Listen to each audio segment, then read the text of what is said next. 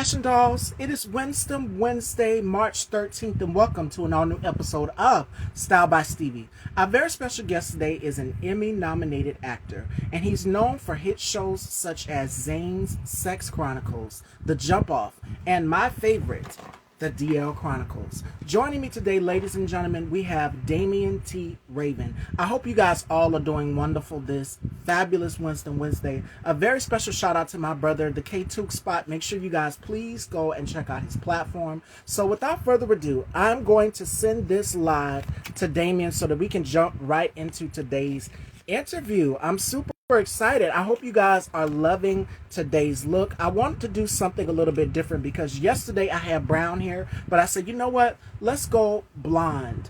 Perfect in time for the summer. So I wanted to do something a little bit different, and I'm channeling my very intergalactic goddess today. I wanted to do something a little different than what I would normally do. So without further ado, let's welcome our very special guest, Emmy nominated actor, Damian T. Raven.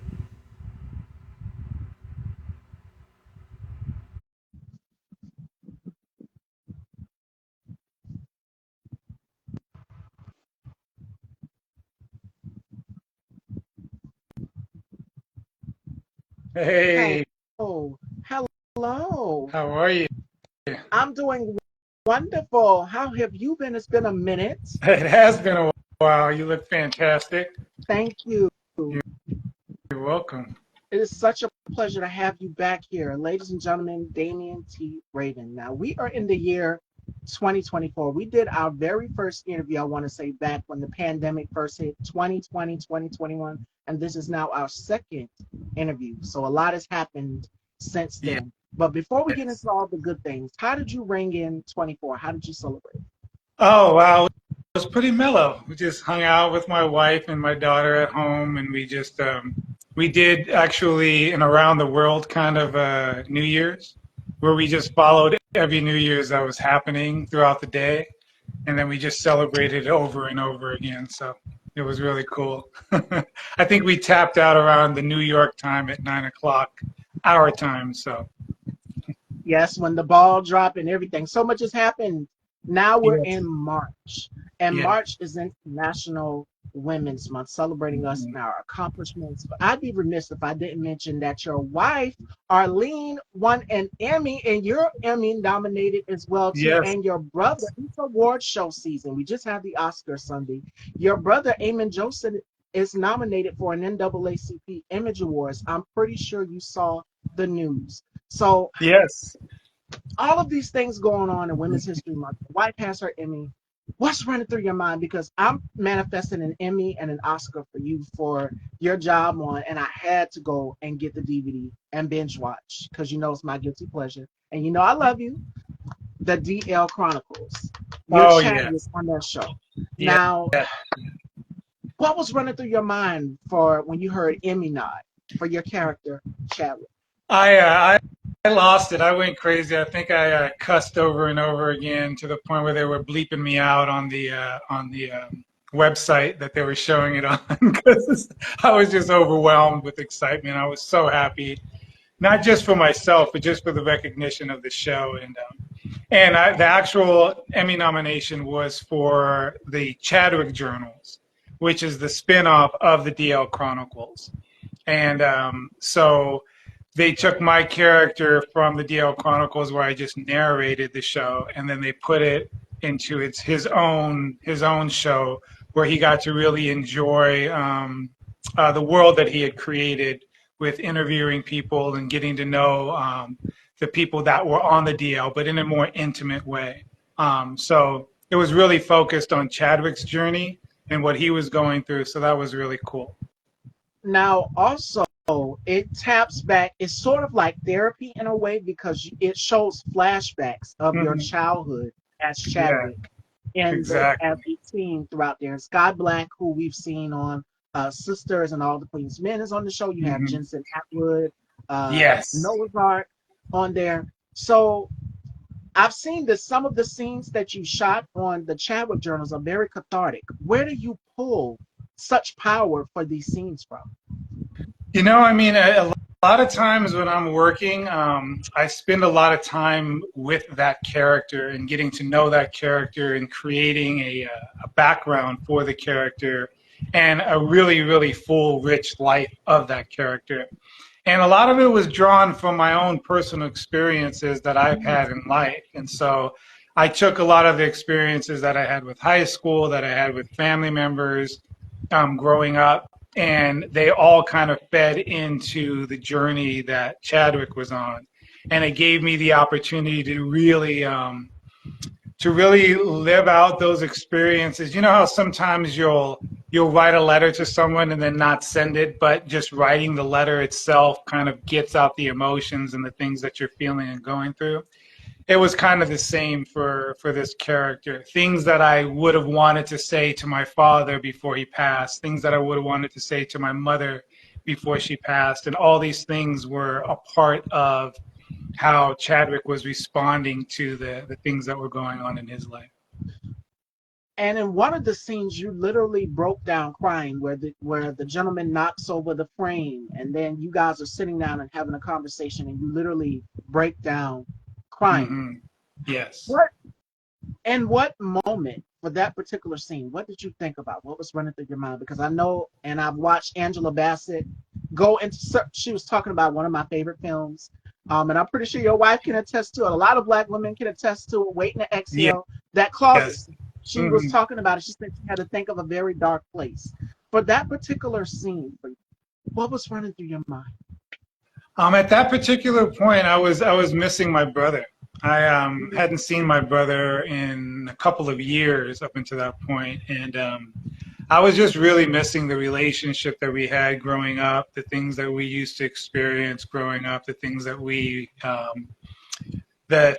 overcame. We had a pretty rough childhood growing up in the family that we grew up in. So in that moment, I was literally missing my brother. And it played well because in that moment, I was literally missing my brother. So I really pulled from a genuine place in that moment. And I was even surprised at how overwhelmed I was and what it did to me emotionally. So. Now we're going to shift gears here because we know you as Chadwick. We know you, when I introduced you, I said we've known you from the Sex Chronicles, Zane's Sex Chronicles, and the Jump Off. But you have another project that came out, and it's a completely different turn from the previous projects that I just talked about, and that's Lion Girl. Yes. So tell us a little bit about Lion Girl. Lion Girl is an apocalyptic film. It takes place in the not so distant future, where the world has been basically engulfed by water. Meteors came down and hit the earth, and only a small segment of Japan remains. And so in that scenario, the world is in this dystopian type place where everybody's fighting for survival. They're creating these different sects of power, and one shogun kind of takes over the whole continent, which is Japan, and what they call Neopon, and basically takes it all over and claims his reign over the land. And so my character, who is Kin Shishakira, is the uncle of Botan, who is Lion Girl. And after my sensei, my master, is infected, and my sister, who he's married to, is infected, they both pass, and so I'm given the honor and the job of raising and training and teaching Botan to be this superhero, because they know that she's imbued with this power, and that she's going to be the savior of the world. So I become her mentor, her father figure, and together we take on the Anurok and try to save the rest of the world that's remaining. And the film is available on Apple TV. People can watch it on Blu-ray and VOD. So how does that make you feel with this film premiere? Because just looking at the image is a completely different thing from the DL Chronicles. Oh, yeah. and all of the It other. is vastly different from those two shows. It really when I came across the audition for it, it was this father figure basically who's raising this superhero of a girl, and that's the way that I feel with my daughter. I mean, I was a single father with my son when I was 17. He was born, and then I raised him. I got custody of him when he was 6 years old and then raised him, and he's now a 32-year-old man, which is amazing. And so now I have a 10-year-old daughter, and this time I'm doing it with an incredible wife, and so I have a partner in this, and so it's a whole different world. But now I think of it as training a hero. My daughter, I homeschool her, and we spend basically I'm a homebody. I'm a house husband who stays home, and I do my acting when I do it, but my main focus is raising my daughter. So when I saw this audition, I just thought it was the coolest thing, and it paralleled the things that I was going through in my life, actually in a more super fantastic way, but it parallels kind of the things that I do with training my daughter and teaching her and making sure that she's ready for the world when she comes into her power as an adult. And so this story just resonated with me, and it was something so cool and so outrageously cool because it is based on an anime that was specifically created for Lion Girl. So Kurando Mitsutake, who is the director, he went to Go Nagai, who wrote Devilman Crybaby and a few other manga comics, and wanted to do one of the comics and bring it to life in a live action film. And Go Nagai didn't want to do a film based on something that was already there. So he said, hey, I have this character that I created. I have not written anything specific yet. How about I give you her? Gave Kurando a sketching and then the idea of it, and then Kurando took it and ran with it and turned it into what Lion Girl is. And if you look at it, the monsters that are taking over the earth basically are called the Anorak, and that's Corona spelled backwards. So while Kurando was writing this, he was going through, a lot of self-realization in what was going on during the pandemic, everything being shut down, us having a president that was treating everybody as if they were, a commodity, and they were just this, source of money and power and selfishness is so you see the main villain in the story, the Shogun, who is basically embodies that type of personality, telling everybody that it's going to be over soon, that it's not a big deal, don't worry about it, just go out and work and do your thing and live your life, and if you die, you die. And one of the mottos is to die while working, don't live long, that kind of thing.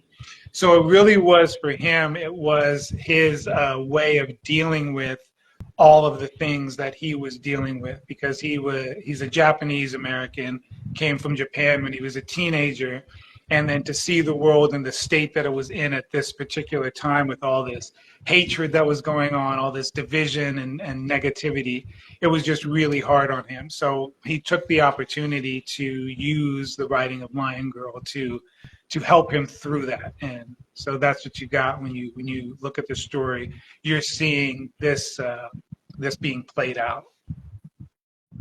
Absolutely. And Mm-hmm. you saying in a way you're raising a superhero. What's it like being a girl dad? Oh man, it's so cool. I mean, it's just being in the life of a little girl as she's growing up and seeing everything that young women go through and how they grow and how they mature and how they age, and the relationship that the two of us have is just, it's, to me, is one of the most beautiful things ever. When my son was born, I was in high school, and I had just gotten a scholarship to college, and so I left my football scholarship, went to work, and then fought for custody of him. And so the time that he and I spent together was very similar in the sense that it was just him and I, And everything that I was doing was to protect and to raise him and to bring him up to be the incredible man that he has become now. So it was special in its own way, and there's no replacing that experience because it was just so incredibly unique. And then flash forward to when my daughter was born, it was this whole different world of living and loving and experiencing it with a girl. And so it's and the fact that I'm not doing it alone, you know, having a partner and having somebody in my life that loves her equally and is there for her the same way I am gives me the freedom to be able to raise her without the stress and the worry that I had when I was raising my son. And it's the experience is so difficult to put into words because every day is something new and something amazing. You know, like I'll take her to her musical theater class and I'll watch from a distance, you know, as she runs around and plays with her friends and watching her interact with people. And it's just every single moment to me, I cherish every single moment of it. So it's just an ongoing process of just this incredible life, watching it bloom in front of me and in real time, and also being present in all of this is so beautiful. Like I haven't drank in over 5 years. I've been this like completely, I've just present person in her life. And so it's just a constant of being there and experiencing this. Now you said 10 years old. Has she, and she's already taken dance classes and things. Has she developed the acting bug from you yet? Oh my God. Yeah, she's my scene partner in all my auditions. She started reading very, very young. I don't know how she did it, but by the time she was like 3 years old, she was reading stuff on the walls when we would go places. And so around 4, she started to actually read, where she could read books and read things. And then her development and her language and her skills and reading comprehension just became like, it just blew off. It was off the charts. And so, yeah, my wife was a dancer, along with being a costume designer. My wife actually toured with Toni Braxton and used to go on tour with her and went all over the world dancing for her. So she's in her music videos and so she has a background in dance. And when my wife and I first started dating, I was teaching yoga to her dance students, which she taught at this high school in Bell Gardens. And she used to do all the dance routines and make all the costumes and everything. So it was constantly a part of what we did. So when Berlin was born, I mean, she lives in our world, so she's constantly around it. And so, yeah, she definitely has the bug. She has the desire, but she picks and chooses what she wants to do, which is really cool. Like there's some roles that she'll get auditions for, and she'll be like, no, I'm not interested in doing that. And then there's other roles that she'll be like, oh my God, yes, I want to do that. And so the cool thing is it's kind of taught me too, because, you know, as an actor, you want to act and you want to do, you know, you constantly want to be working. And so I would audition for roles that, you know, weren't necessarily for me and then be disappointed when I didn't get them, knowing that they really weren't for me. And so what she's taught me is that, you know, even when I audition for a role, if I know it's not for me, I use that audition as just practice, you know, a way to, you know, keep up my acting chops and my auditioning skills, but also not to be so crushed when I don't get the role. So actually, you know, I'm learning from her, you know, to be a better actor and a better performer and better at this game of acting, so that, you know, the ego and my feelings aren't hurt when I don't get a role. And what I love about you is that you have such range. You're already a phenomenal actor. I told you Thank that you. I loved Thank your you. work and I was a fan of your work when we first did our interview when the pandemic hit. Like you have range. You always That change means it a up. lot to This me. role, Lion Girl, is like seeing you outside of an element. You and your Mhm. brother, Amen. What I love about you both is that you have range. And then who was it? It was Jennifer Lewis. She said something and also Taraji P. Henson. Taraji said, I'm not going to do it if it doesn't scare me. So Hmm. taking different roles, stepping outside of your comfort zone can be challenging. What advice would you give to other actors as it pertains to reading for certain roles that are just out of their comfort zone? Well, I mean, for myself, what I do is I just try to enjoy the fact that I'm doing something that is uncomfortable. You know, it's like it would be uncomfortable for me to jump out of an airplane with a parachute, but it would also be a thrill, right? And knowing when you're playing a certain role that you can go to these different places within yourself and be these different people, you can do all this without consequence, right? You can be this, you know, downright dark, dirty character, or you could be this light-hearted character, or you could be any range of characters.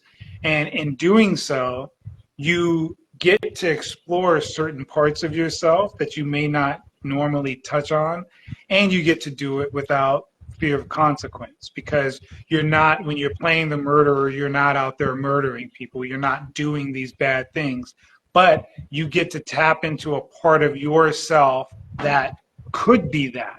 Not to say that you would ever be that, but you could tap into being that, and then you can address that part of yourself, and then it helps you to grow as a person.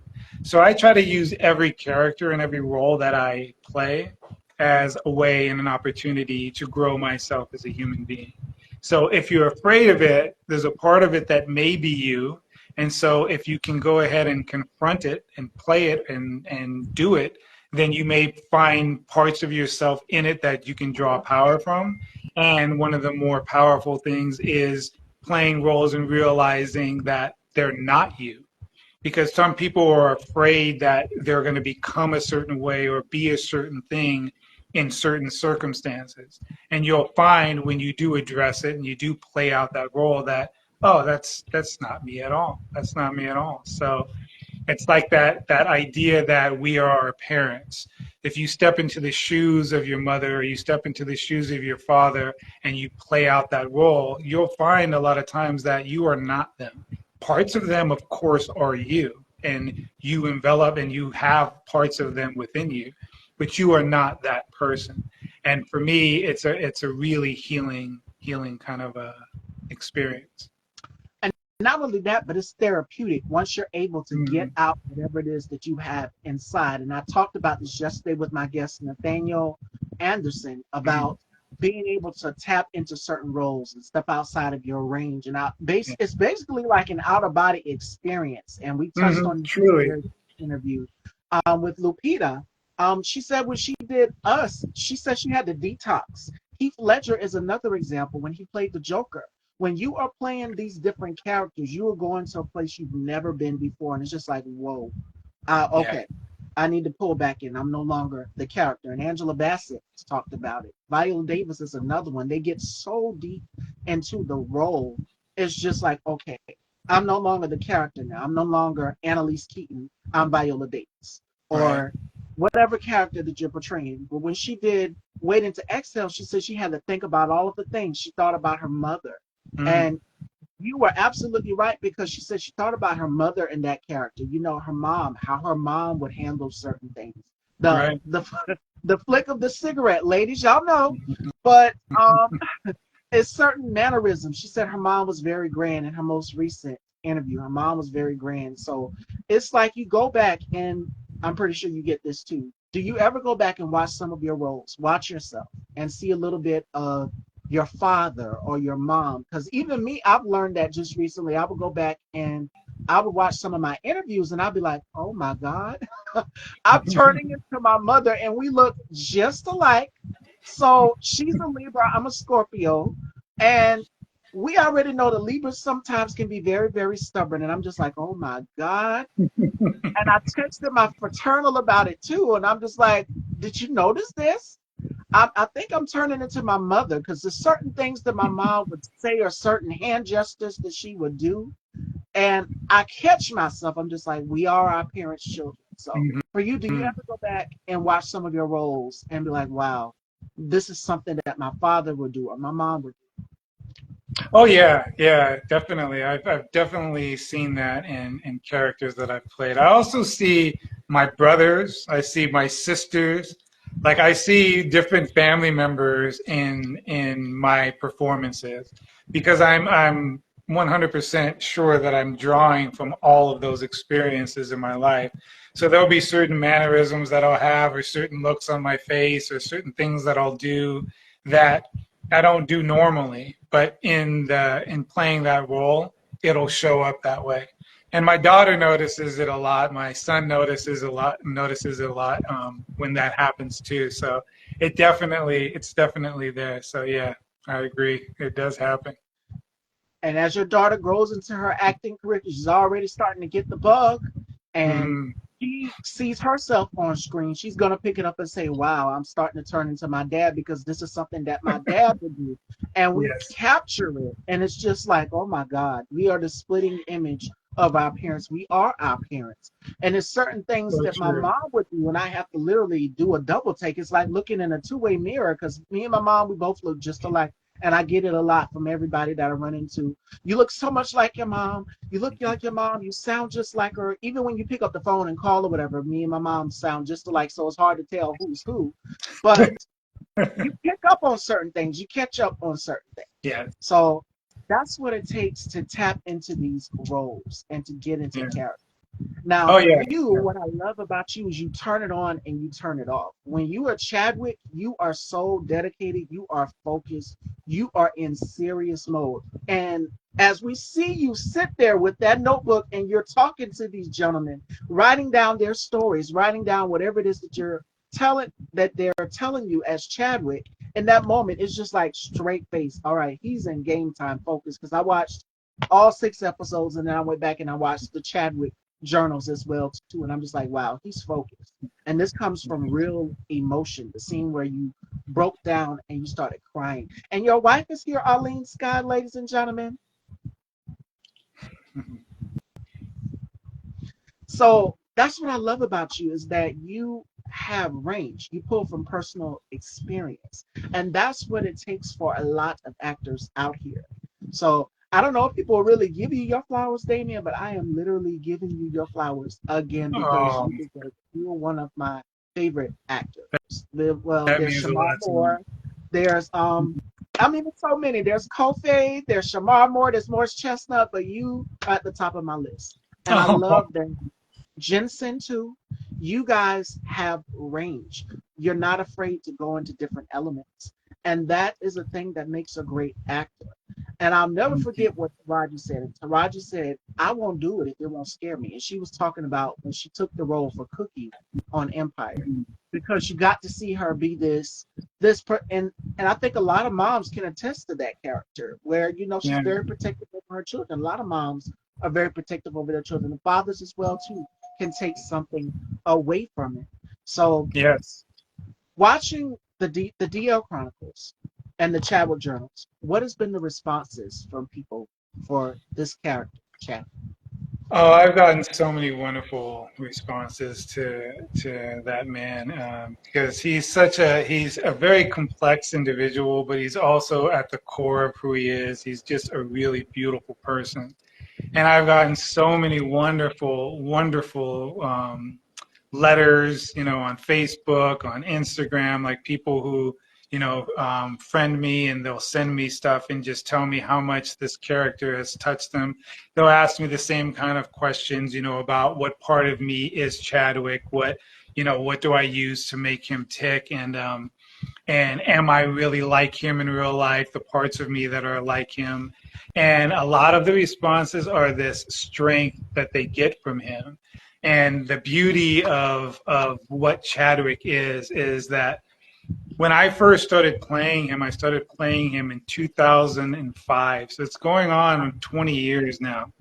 And I actually met my wife on the first Chadwick journals. We didn't start dating, or the first DL Chronicles. We didn't start dating until about 5 years after, but that's where the two of us met. And when I first started playing the character, I was only narrating the story, but I had this world that I created around this man because I thought that it was such a beautiful character because Yeah. Chadwick was taking a risk in his life. He started off as a therapist, and after he realized that therapy, the things, parts of therapy weren't working for him as a human being, he switched to journalism because he wanted to really get in depth conversations with people and really get to know them and really get to understand what these men who were on the DL were going through in their life. And so together with Quincy and DeAndre, this development of Chadwick we started this journey together in developing him and creating this story around him. And a lot of the things that I implement and that were implemented into the story were created through the years of us doing it together. And so the growth of him as an individual, the story that's created around him, what he realizes, what you realize about him and his brother, were all an evolution that took place starting with when I was first originally cast as Chadwick to what you saw in the last Chadwick journals, Orin. So all of those years together working on this character created Chadwick and what you see in that final episode, and what brought us to, the point where I got the Emmy nomination for the Outstanding Principal Performer in the story. And so it was all just, it's a couple decades of just pure love for this guy and developing him. And you basically grew with him because everything that you saw was actually happening in life. The evolution of him was the evolution of me as a person. And so you actually got to experience all of that when you watch the show. Now, I can't believe you said Emmy nomination, because the DL Chronicles is the winner of the Best Contribution to the LGBTQ Community New York Black Men's Film Conference. This is a huge achievement, and it was very taboo because at the time, you said 2005, Noah's Ark would have just been stepping on the scene as well too. So what's crazy is you had both shows that have a parallel experience, but except is based on 4 characters, 4 Black men, and this one is based on 1 Black man who is helping Black men come in to walk into their truth. So did you have any idea going in for this role, filming this show, that it would have such a powerful impact still on people years later? I did. When I first auditioned for the DL Chronicles, I actually auditioned for the role of Wes. I wanted to play the role of Wes. And when I went in to read for Wes, they were really, accepting and gracious and loved the read that I gave them. But then I got a call from DeAndre where he asked me if, actually, during the audition, DeAndre approached me and said, could you just read the part of the narrator? He said, it's a very small role in this opening episode, but he's the through line for the entire series. So he's the only recurring character in the show. And I was like completely honored because they had originally wrote that role for somebody else. So I was like, absolutely. So I read the role, read the narration in that beginning in that audition. And then a couple days later, I didn't get a call. 3 days later, I finally get a call from them to come to the callback. And at that time, I had booked a car commercial. And so I was unable to make it to the callback.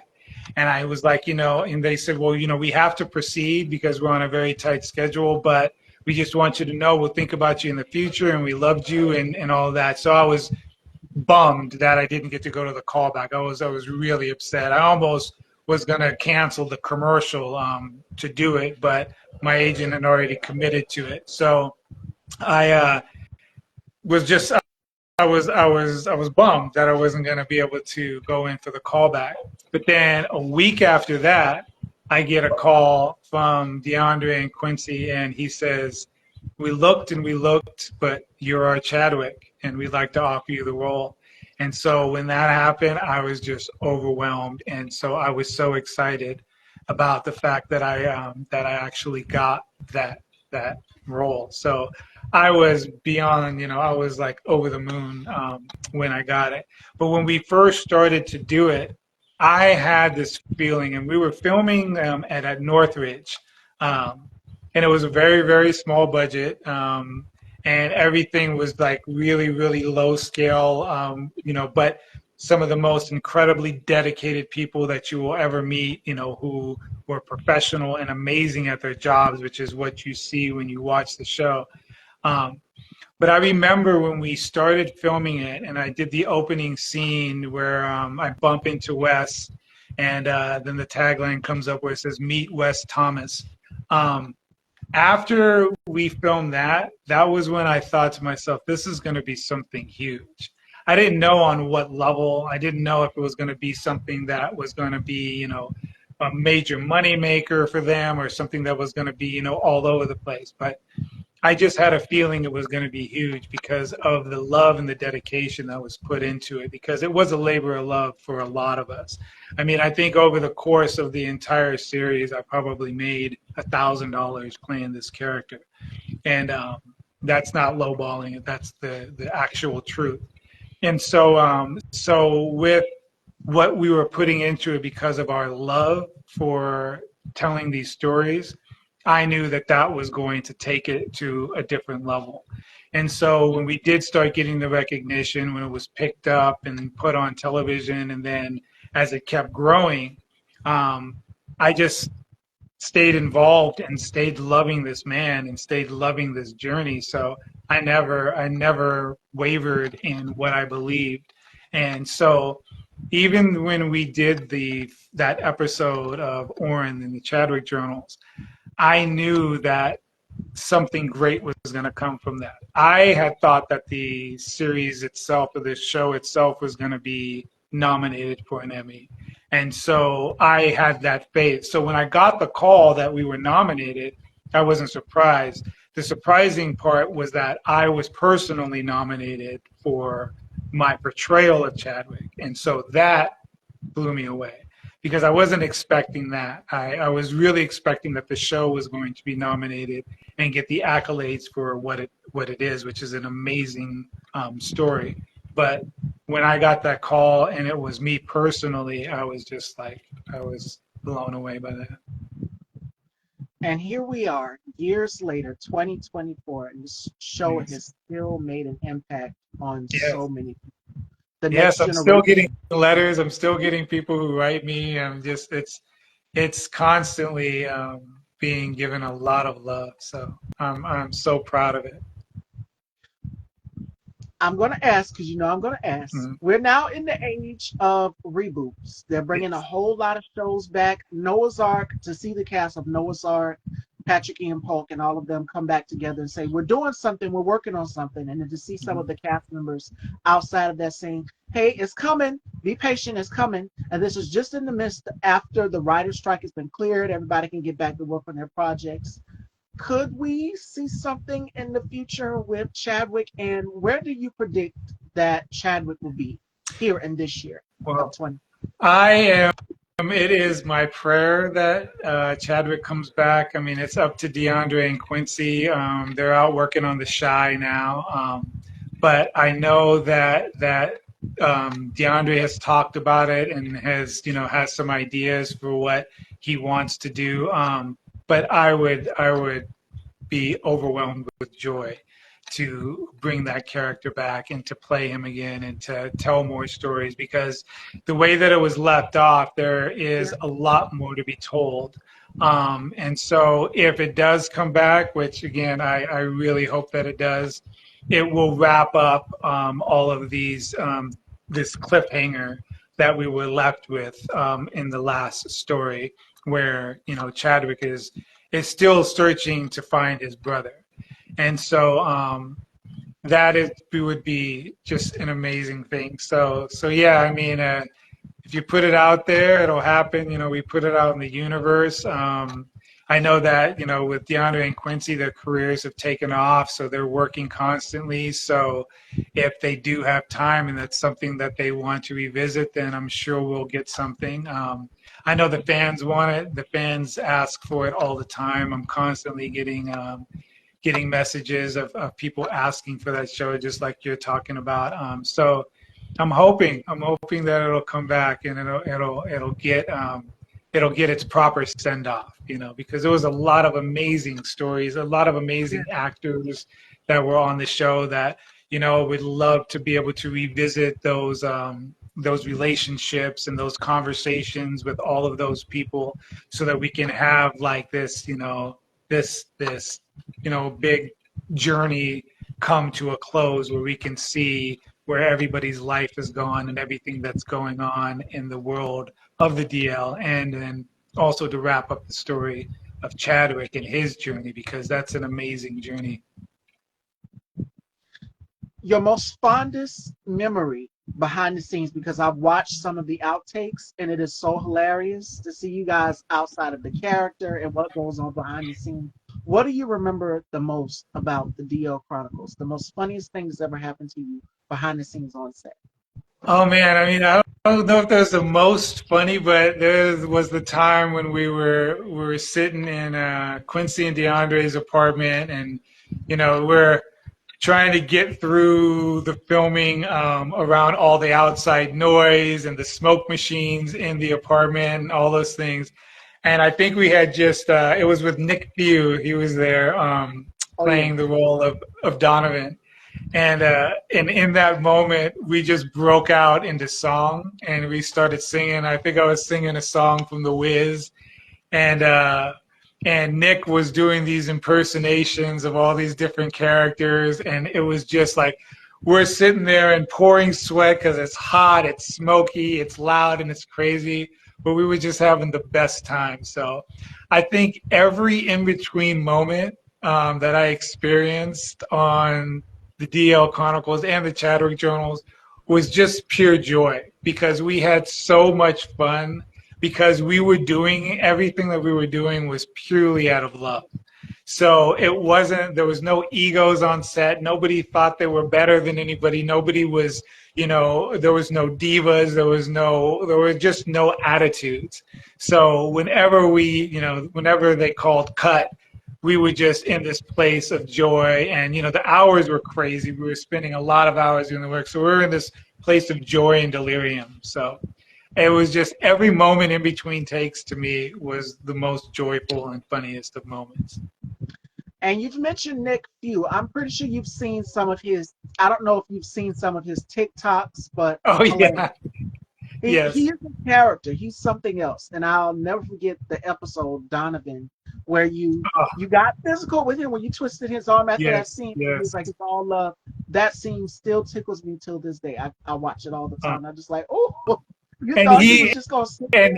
And Nick is one of the most beautiful people you will ever meet, and he is just incredible to work with. I mean, it was just an amazing joy to work with him, because he's so incredibly talented, incredibly professional, and he's just beautiful to look at. I mean, he's just a beautiful man. So every moment with him was just incredible, and I had so much fun working with Nick, and his videos are outrageous and crazy and fun to watch. But yeah, he is something special.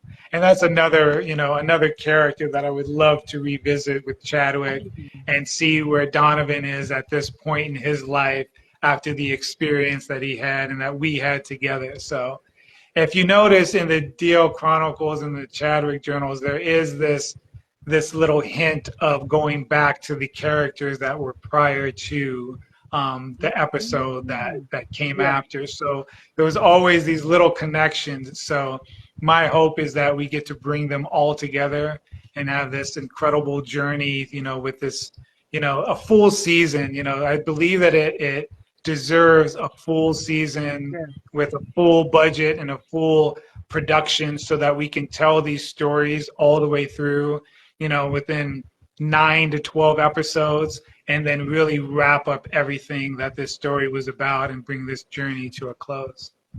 because like you said, it just left us on that cliffhanger where Yes. Chadwick Yeah. was trying to look for his brother. That scene pulled Yeah. at my heartstrings because it's just like the father, and you're there, your character, Mhm. your younger version of your character, and then your brother just ran away.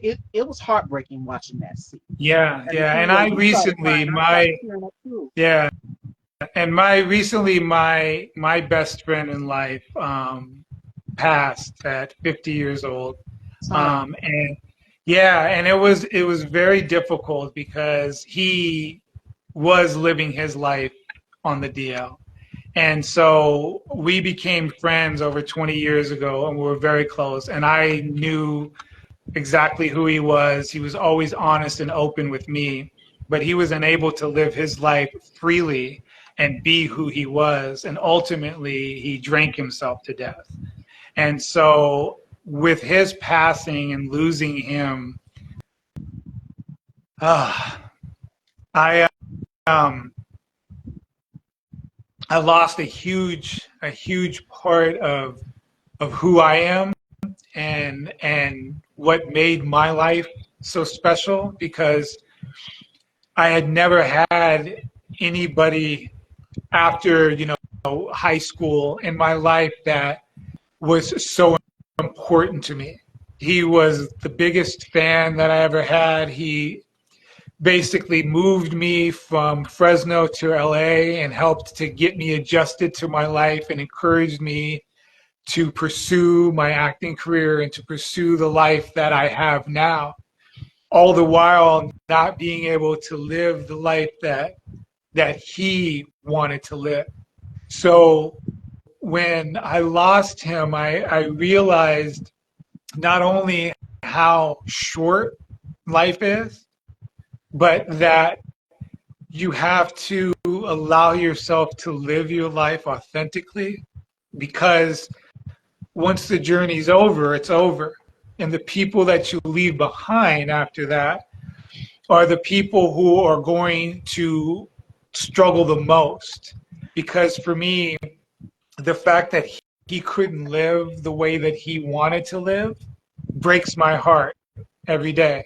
And so part of my healing was I wrote an episode um, just for myself, like I said, how you write a letter that you may never send. I wrote an episode telling his story and our relationship and the love that we have for one another and the journey that we took together. And me being one of the only people who knew his truth.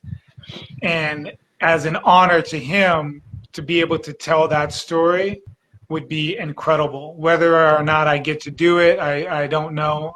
We'll see. But it was had a huge impact on me. And his life, his love for me, and everything that we experienced had a lot to do with the man who sits before you now.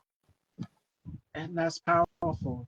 And I'm pretty sure Yes. he's looking down. I talked yesterday about guardian angels and having people watch over you and being protected, having Yeah. people protect you and just surround you with love.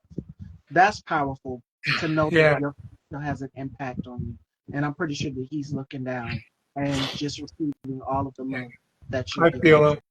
I feel him. I go on walks and I can have conversations with him, and I know that he's listening. I can feel him there. And so my life is also an honoring his life. So the more that I do, the more that I get out of my comfort zone, the more that I challenge myself as a person and as an actor and as a human being, the more I honor him because he couldn't live the life that he wanted to live and he couldn't live his truth without fear of retribution. So I want to live mine without that fear, and I want to inspire other people to live theirs.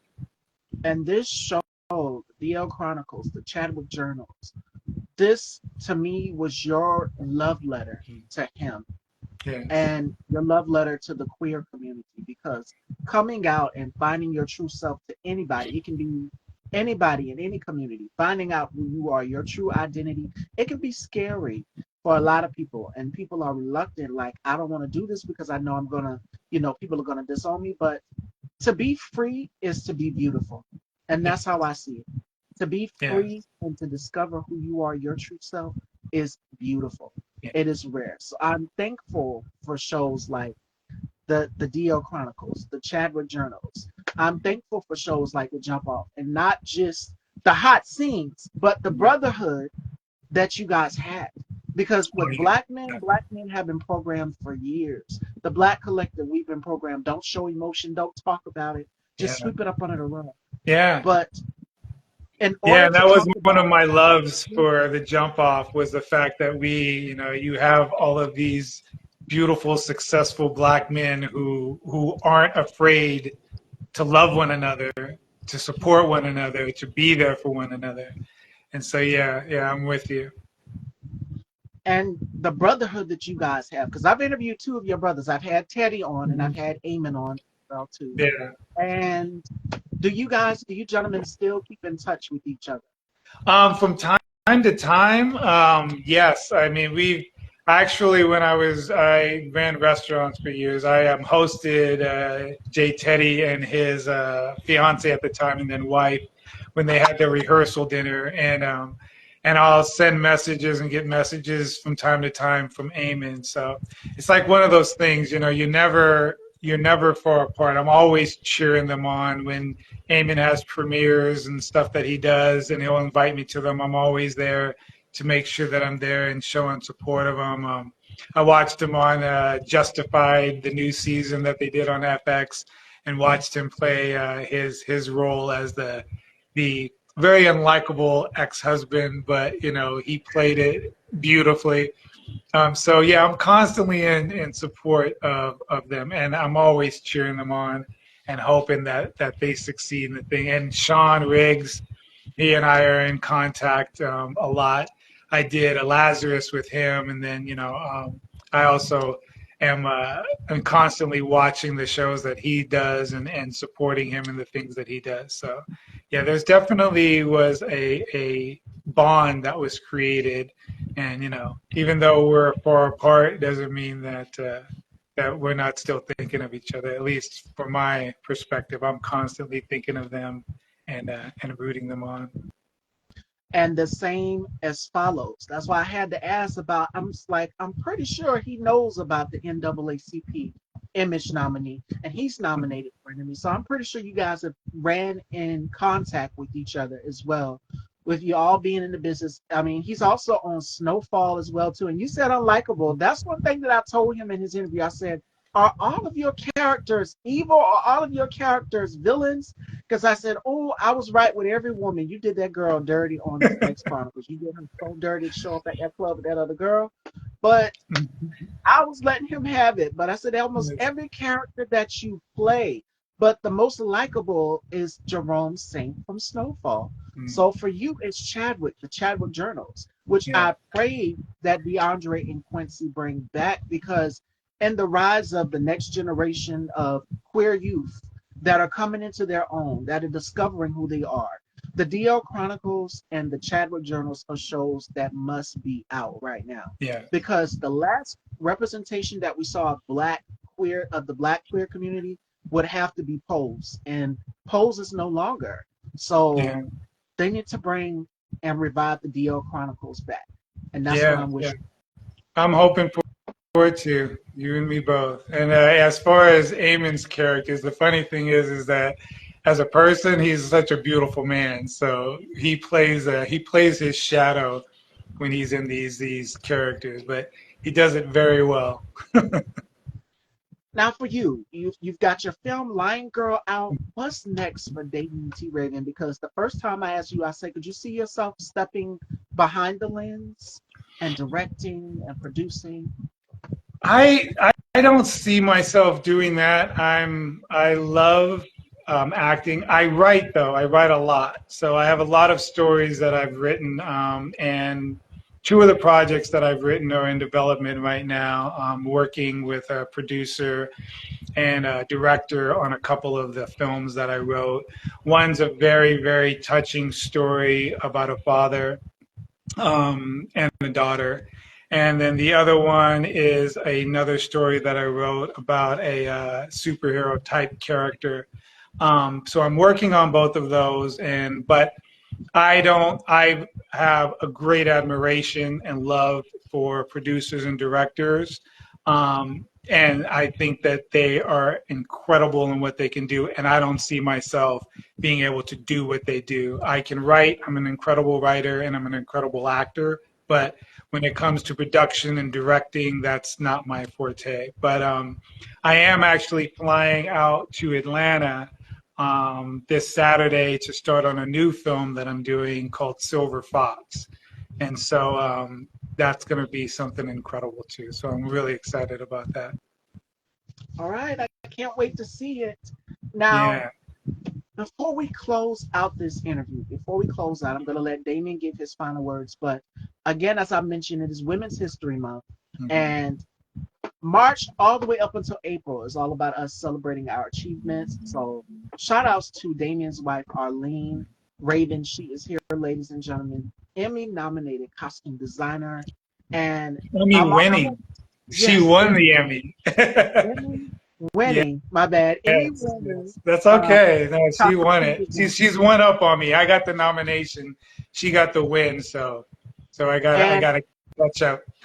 and I manifested it in you for your future for this because you Thank deserve you. an Emmy for Chadwick. This Thank character is you. so Thank pivotal. you. All of the messages that you're getting, like Chadwick has made an impact not only on the queer community but on the bi community, the intersex community. Mm-hmm.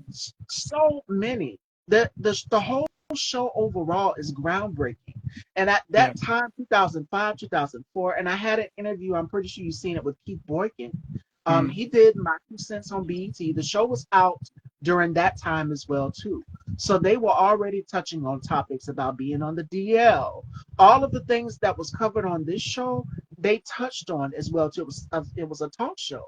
And Mm-hmm. the things that was covered in the DL Chronicles and the Chadwick journals, they talked about on the show.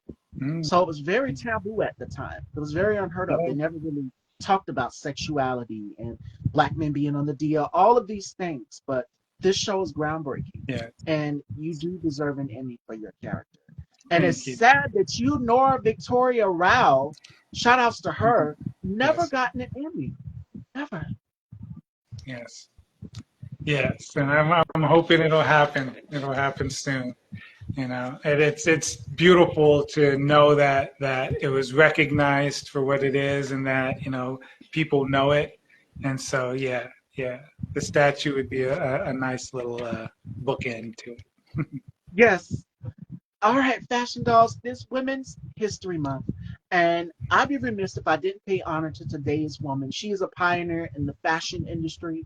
Beth Ann Hardison, she is a former model, advocate, and founder of modeling and management agency that bears her name and has long been a groundbreaker in the world of fashion. What I appreciate about Beth Ann is that she's broken barriers for women of color like myself to get into the beauty and the fashion world, to showcase that beauty doesn't have to be fair and blue eyes. It comes in so many different ranges. So salute to you, Queen. And her documentary, if you guys haven't seen it, you guys need to go and check it out. So celebrating Women's History Month, the spotlight is on Beth Ann Hardison. So had to pay homage. And Honey Scott says that she loves you. Oh, I love her too, my little crystal. Now, So, Damian, before we conclude, before we wrap up, do you guys have any questions? What are some gems and nuggets that you would like? We've covered a number of things. We've covered love. We talked about loss. And to see you get to that side, I'm just like, wow, no, I didn't want him to cry. But what advice would you give? Because we touched on this yesterday too. Thank you, Rizzy, for that question that you asked Nathaniel. We touched on heartbreak and loss. What advice would you give to people who are suffering with heartache and loss, to someone that has been very, very close or near and dear to you? I mean, I think that for everyone it's different. And I think that what you have to do is you have to honor your personal journey to get through that loss.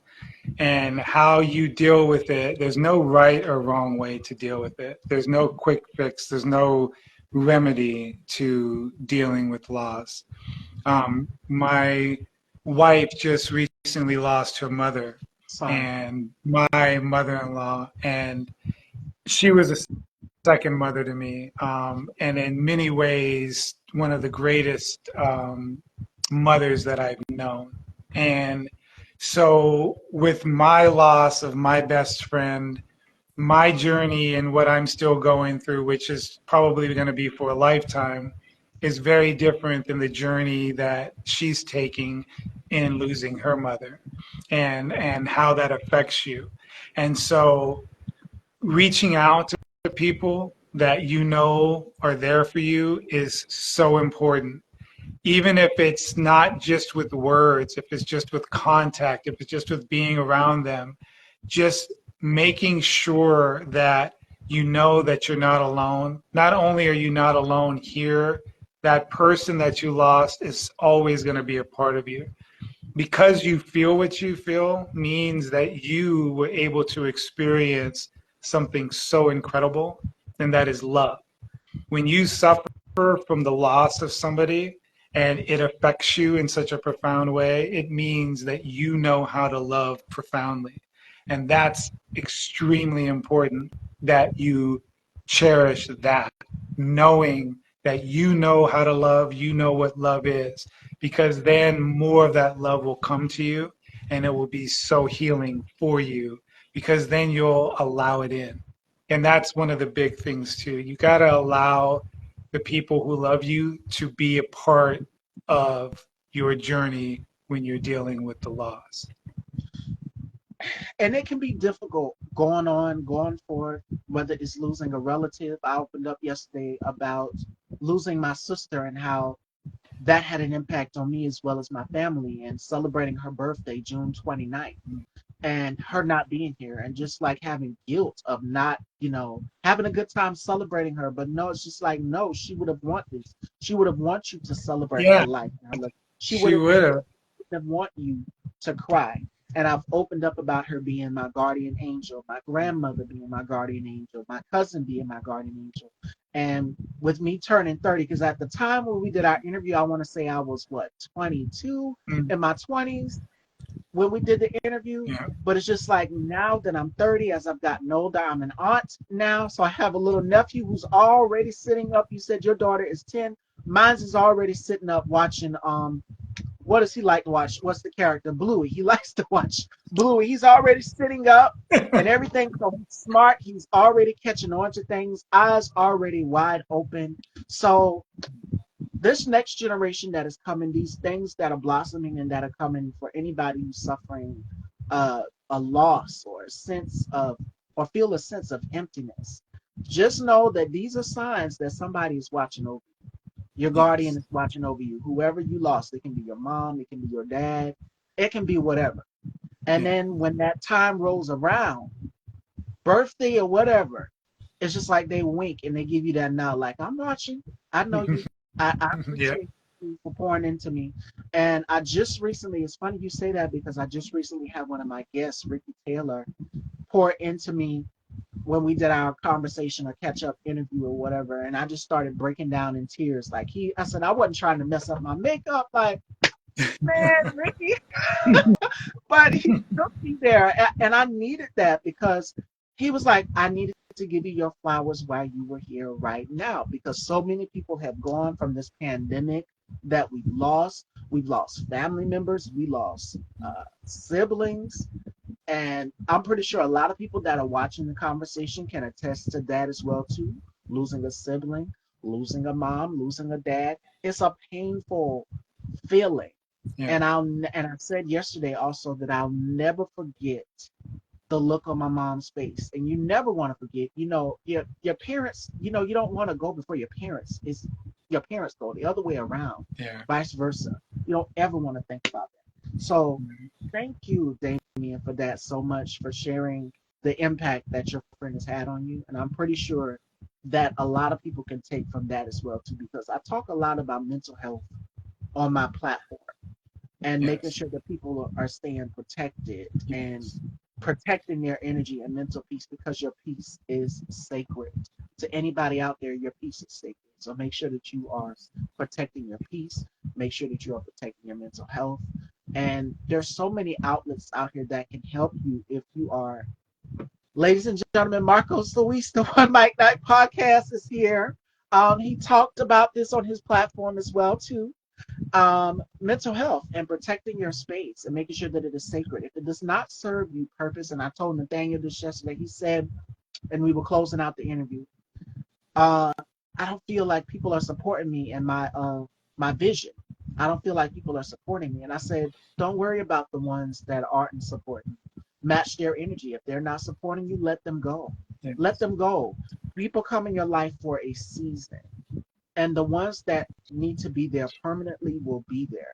And I bring up her name. I know she's gonna be like, "Girl, why are you bringing my name up?" My best friend Felicia, my sister, who's always checking in, texted me. My brother K-Tubes, who just came in here, I don't know if he's still in here or not, but he texted me right before I interviewed Damian. So he's just like, "Hey sis, what's up? What are you doing today?" I said, "I got an interview with Damian T. Raven. He's coming back." And we just kept checking on each other. Like, he'll text me when he's off and I'll text him, and vice versa. So it's great to have a people, or Marcos will just randomly out of the blue text me. So I mean, it's great to have a support circle of people who keep you grounded Yeah. and uplifted as well too. That's very, very important in this business. Marco says check in and keep connected. And he'll text me. I remember he texted me New Year's because I was knocked out. I didn't do anything for 2024. I just stayed in and sleep. The next thing you know, I woke up and I checked my phone and I'm getting all that Happy New Year's text. I'm like, I slept through it. They were already shooting the fireworks and everything. So I slept through it.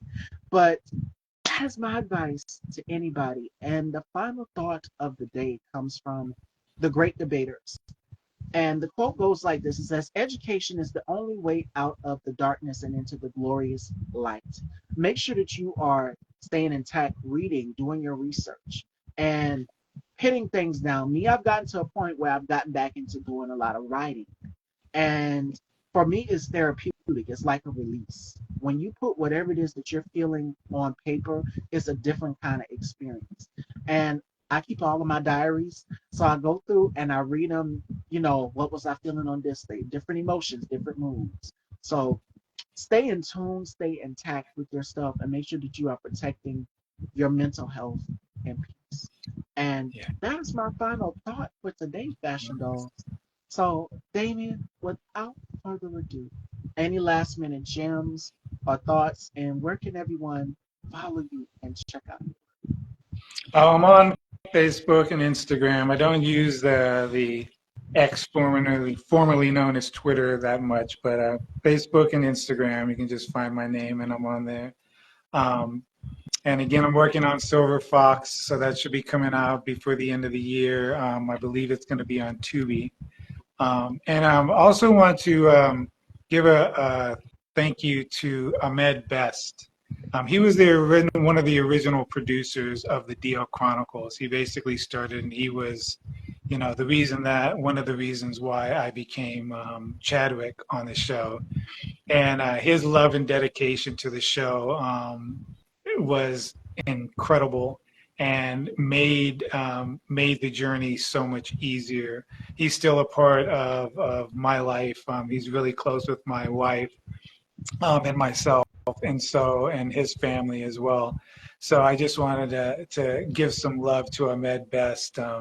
He works on Star Wars. He was actually played the character of Jar Jar Binks back in the day, but he was one of the original producers of the DL Chronicles. So I just want to give him some love and let the world know that he's responsible for that show being there too.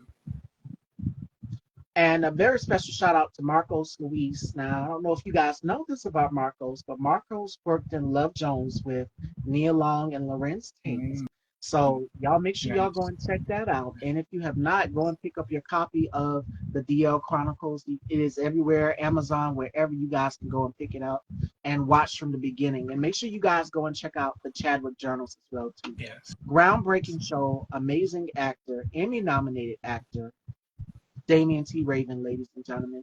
And always a pleasure. It's been years since we Yes. did our last interview, which would have been around the time the pandemic hit, but it was amazing catching up. It was wonderful catching up with you too, Miss Stevie. You beautiful person, you. Such a beautiful woman. Happy Women's Month to you as well.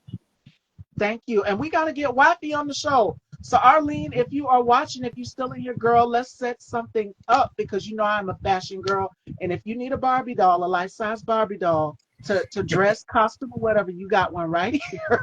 I will be your chocolate Barbie doll. I do not mind, girl. Yeah, So let me know. she just worked with all the Kens on the Oscars, so she did the costuming on the Oscars too. She worked with a bunch of people and bringing all those costumes together too. So yeah. Yes, let's set it Yeah. up. Let me know, All right. Arlene. But to you, Damian, I'm so proud of you. You are, Thank again, you. one of my favorite actors. And Thank every you. time you see you, I'm going to pour into you and give you your flowers. Much. Thank you. You're very beautiful, Miss Stevie.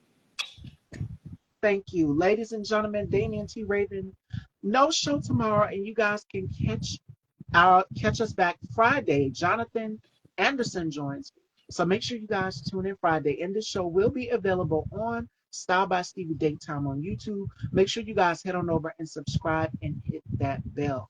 And also, it will be available here on IGTV. So in case you missed it, you can go back and catch it from beginning to end. Ladies and gentlemen, Emmy nominated actor Damian T. Raven and his Emmy Award winning wife, Arlene Raven. Thank you so much, Damian. You're very welcome. Thank you for having me. Take care, everyone. Bye.